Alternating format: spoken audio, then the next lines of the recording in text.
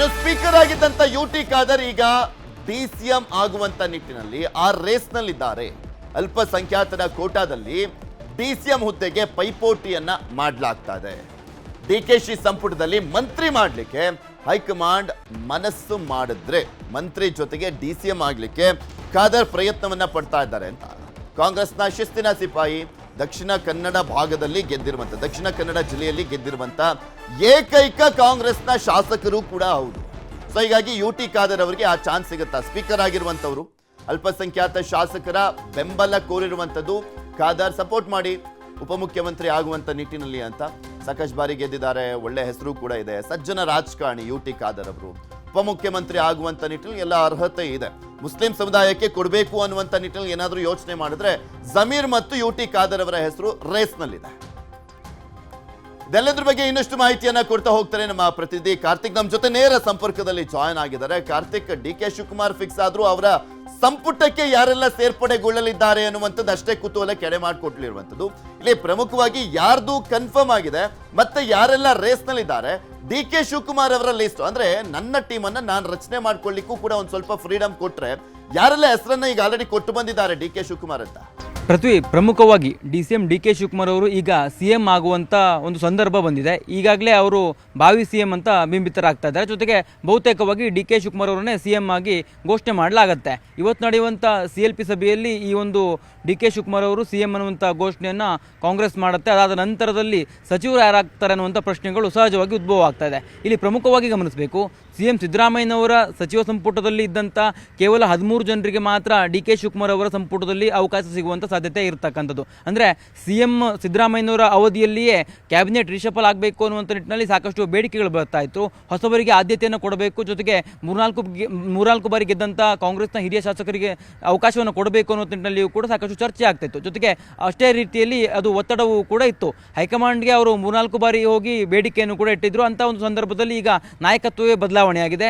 ಈಗ ಡಿಕೆ ಶಿವಕುಮಾರ್ ಅವರ ಸಂಪುಟ ಸೇರೋದಕ್ಕೆ ಸಾಕಷ್ಟು ಜನ ಪ್ರಯತ್ನಗಳನ್ನು ಕೂಡ ಪಡ್ತಿದ್ದಾರೆ. ಅದರಲ್ಲಿ ಪ್ರಮುಖವಾಗಿ ನಾವು ಗಮನಿಸಬೇಕು, ಸ್ಪೀಕರ್ ಆಗಿದ್ದಂಥ ಯುಟಿ ಖಾದರ್ ಅವರು ಈಗ ಸಚಿವರಾಗೋದಕ್ಕೆ ತುದಿಗಲ್ಲೇ ನಿಂತಿದ್ದಾರೆ. ಆದರೆ ಅವರಿಗೆ DCM ಪದವಿ ಸಿಗತ್ತಾ ಅನ್ನುವಂಥ ಪ್ರಶ್ನೆಗಳು ಕೂಡ ಸಹಜವಾಗಿ ಉದ್ಭವ ಆಗ್ತದೆ. ಯಾವ ಕಾರಣಕ್ಕಾಗಿ ಅಂತಂದರೆ ಈಗಾಗಲೇ ಯುಟಿ ಖಾದರ್ ಅವರು ಇದಕ್ಕೆ ಸಂಬಂಧಪಟ್ಟಂತೆ ಸಾಕಷ್ಟು ಪ್ರಯತ್ನಗಳನ್ನು ಕೂಡ ಪಡ್ತಾ ಇದ್ದಾರೆ.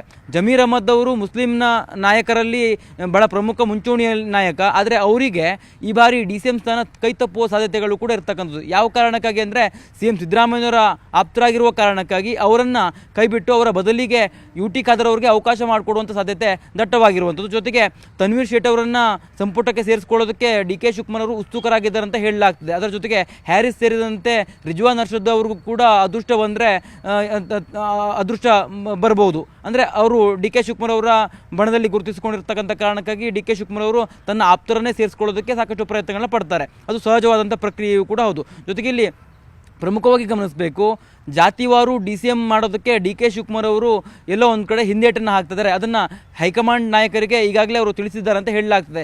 ಈ ಒಂದು ಕಾರಣಕ್ಕಾಗಿ ಸಿದ್ದರಾಮಯ್ಯನವರ ಒಂದು ಸಂಪುಟದಲ್ಲಿದ್ದಂಥ ಹಿರಿಯ ಶಾಸಕರು ಡಿಕೆ ಶಿವಕುಮಾರ್ ಅವರ ಸಂಪುಟದಲ್ಲಿ ಸಚಿವರಾಗೋದಕ್ಕೆ ಬಯಸ್ತಾರಾ ಇಲ್ವಾ ಅನ್ನುವಂಥ ಪ್ರಶ್ನೆಗಳು ಸಹಜವಾಗಿ ಉದ್ಭವ ಆಗುತ್ತೆ. ಅದರಲ್ಲೂ ಪರಮೇಶ್ವರ್ ಅವರು ದಲಿತ ನಾಯಕರು, ಅವರು CM ಸ್ಥಾನದ ರೇಸ್ನಲ್ಲಿದ್ದಂಥವ್ರು, ಅವರಿಗೆ DCM ಸ್ಥಾನ ಸಿಗತ್ತೆ ಅನ್ನುವಂಥ ರೀತಿಯಲ್ಲೂ ಕೂಡ ಚರ್ಚೆಯಲ್ಲಿತ್ತು. ಜೊತೆಗೆ KH ಮುನಿಯಪ್ಪ ಅವರನ್ನು ಕೂಡ DCM ಮಾಡಬೇಕು ಅನ್ನುವಂಥ ರೀತಿಯಲ್ಲಿ ಆಗ್ರಹಗಳು ಕೇಳಿ ಬರ್ತಾ ಇತ್ತು. ಆದರೆ ಈಗ ಜಾತಿವಾರು DCM ಅನ್ನು ಮಾಡೋದಕ್ಕೆ ಡಿಕೆ ಶಿವಕುಮಾರ್ ಅವರು ಹಿಂದೇಟನ್ನು ಹಾಕ್ತಿರ್ತಕ್ಕಂಥ ಕಾರಣಕ್ಕಾಗಿ ಇಲ್ಲಿ ಈ ಪ್ರಶ್ನೆಗಳು ಉದ್ಭವವೇ ಆಗೋದಿಲ್ಲ.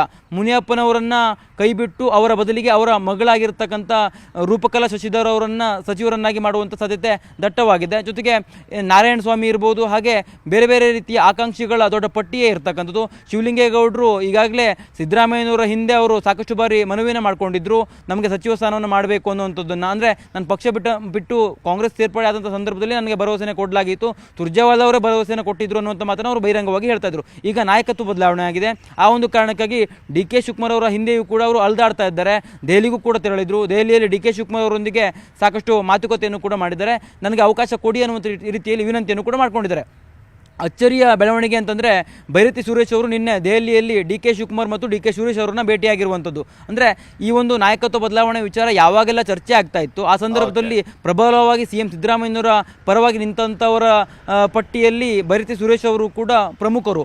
ಆದರೆ ಅವರು ಈಗ ಸಚಿವ ಸ್ಥಾನವನ್ನು ಮರಳಿ ಪಡೆಯೋದಕ್ಕೆ ಡಿ ಕೆ ಶಿವಕುಮಾರ್ ಅವರೊಂದಿಗೆ ಮನವಿಯನ್ನು ಮಾಡ್ಕೊಂಡಿದ್ದಾರೆ. ಅದು ಸಿದ್ದರಾಮಯ್ಯನವರ ಸೂಚನೆಯ ಮೇರೆಗೆ ಅವರು ಮಾತುಕತೆಯನ್ನು ಮಾಡಿದ್ದಾರೆ ಅಂತ ಹೇಳಲಾಗ್ತದೆ. ಜೊತೆಗೆ ಇಲ್ಲಿ ಕೃಷ್ಣ ಬೈರೇಗೌಡ ಸೇರಿದಂತೆ ಇನ್ನಿತರ ಪ್ರಭಾವಿ ಸಚಿವರು ಅಂತ ಏನು ಸಿದ್ದರಾಮಯ್ಯನವರ ಸಂಪುಟದಲ್ಲಿ ಗುರುತಿಸಿಕೊಂಡಿದ್ರಲ್ಲ, ಅಂದರೆ ಅವರ ಕೆಲಸದ ಕಾರಣಕ್ಕಾಗಿ ಅವರನ್ನ ಮರಳಿ ಸಂಪುಟಕ್ಕೆ ಸೇರಿಸಿಕೊಳ್ಳುವಂಥ ಸಾಧ್ಯತೆ ದಟ್ಟವಾಗಿರ್ತಕ್ಕಂಥದ್ದು. ಪೃಥ್ವಿರಾಜ್, ನೋಡೋಣ ಏನೇನಾಗುತ್ತೆ ಅಂತ. ಧನ್ಯವಾದ ಕಾರ್ತಿಕ್, ನಿಮ್ಮೆಲ್ಲ ಮಾಹಿತಿ.